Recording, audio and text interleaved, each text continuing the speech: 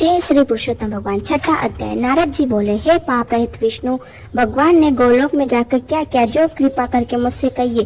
श्री नारायण कहने लगे, हे नारद, श्री विष्णु भगवान अधिमास सहित गोलोक में गए तो वहाँ क्या हुआ सो मैं तुमको सुनाता हूँ। गोलोक में मणियों के खंभों से सुशोभित भगवान धाम, जिसमें मनोहर ज्योति स्थान विष्णु भगवान ने दूर से ही देखा, उस तेज से नेत्र मुंद गए। फिर अधिमास को भगवान पीछे करके कुछ थोड़े से नेत्र खुलकर धीरे धीरे आगे बढ़े। जब उस स्थान के पास पहुंचे तो अधिमास सहित विष्णु बड़े प्रसन्न हुए।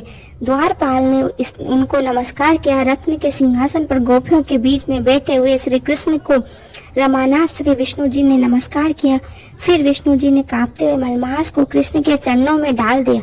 तब कृष्ण जी कहने लगे, यह कौन है और कहाँ से आया है और इस गोलोक में।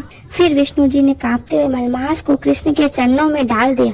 तब कृष्ण जी कहने लगे, यह कौन है और कहाँ से आया है और इस गोलोक में क्यों रोता है, क्या इसका दुख कोई नहीं भोगता।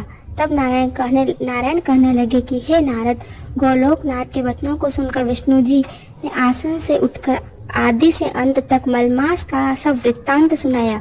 इस तरह दुख रूपी दावानल में जला हुआ यह मरने को तैयार हुआ। तब दूसरे दयालु पुरुषों से प्रेरित किया गया, यह मेरे पास आया।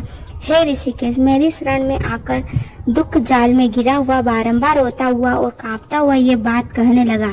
इसके महादुख को आपके बिना कोई निवारण नहीं कर सकता, इसलिए इस स्वामी रहित को हाथ पकड़कर आपके पास लाया हूँ।